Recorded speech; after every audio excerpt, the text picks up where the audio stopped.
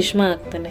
ಏನು ಒಂದು ಶಾಪದಿಂದ ಭೀಷ್ಮ ಹುಟ್ಟದ್ನ ನನಗ್ ಸ್ವಲ್ಪ ಹೇಳ್ತೀಯ ಮಮ್ಮಿ?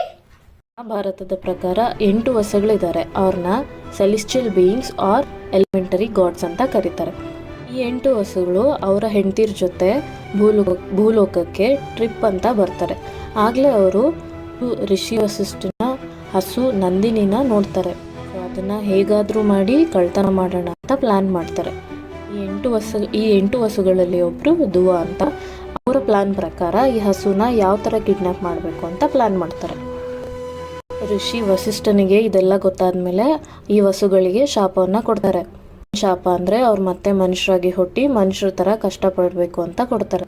ವಸುಗಳು ತುಂಬಾ ರಿಕ್ವೆಸ್ಟ್ ಮಾಡ್ತಾರೆ. ಆಗ ವಸಿಷ್ಠ ಮುನಿ ಏನ್ ಮಾಡ್ತಾರೆ, 7 ಜನಕ್ಕೆ 1 year ಮನುಷ್ಯರಿಗಿರೋ ಕಷ್ಟ ಎಲ್ಲ ಇರುತ್ತೆ. ಆದ್ರೆ ಮೇನ್ ಪ್ಲಾನ್ ಮಾಡಿದ್ರಲ್ಲ ದುವಾ, ಅವ್ರಿಗೆ ಮಾತ್ರ ದುವಾಗೆ ಈ ತರ ಶಾಪ ಕೊಡ್ತಾರೆ.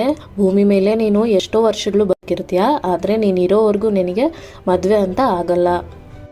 ಅದಕ್ಕೆ ಗಂಗಾದೇವಿ ಈ 7 ಜನ ವಸುಗಳಿಗೆ ಶಾಪ ವಿಮುಕ್ತಿ ಮಾಡೋದಿಕ್ಕೆ ಅವ್ರು ಹುಟ್ಟಿದ ತಕ್ಷಣ ನೀರಲ್ಲಿ ಮುಳುಗಿಸಿ ಸಾಯಿಸ್ತಿರ್ತಾಳೆ. ಆದ್ರೆ 8ನೇ ವಸುನ ಸಾಯಿಸೋದಕ್ಕೆ ಹೋದಾಗ ಶಾಂತನು ಬಂದು ಅಡ್ಡ ಮಾಡ್ತಾನೆ. ಆ 8ನೇ ವಸುನೇ ಭೀಷ್ಮ ಆಗ್ತಾನೆ. ಸೊ ಈಗ ಭೀಷ್ಮ ಮದ್ವೆ ಯಾಕೆ ಮಾಡ್ಕೊಳ್ಳಲ್ಲ ಅಂತ ಯಾರಿಗೆ ಪ್ರಾಮಿಸ್ ಮಾಡ್ದ, ಯಾವ ಸಿಚುಯೇಷನಲ್ಲಿ ಮಾಡ್ದ ಅನ್ನೋದನ್ನ ನಾವು ನೆಕ್ಸ್ಟ್ ಎಪಿಸೋಡಲ್ಲಿ ನೋಡೋಣ. Thank you. Keep supporting.